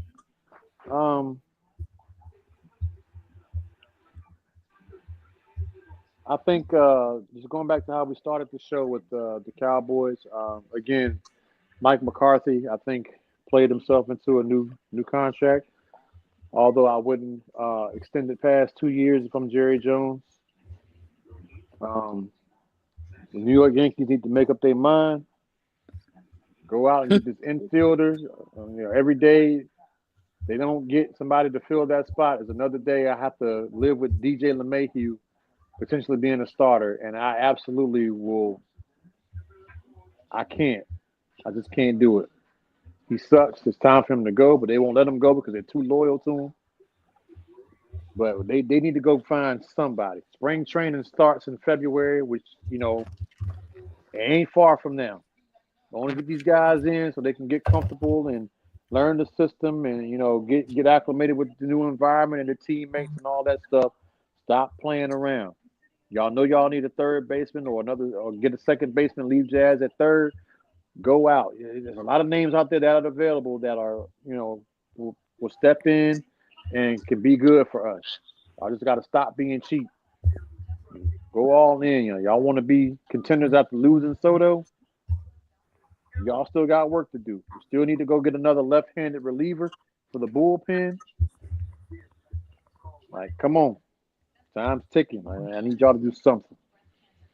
As far as the Miami Heat goes, they've been in the news for all the wrong reasons this year, which is unlike them.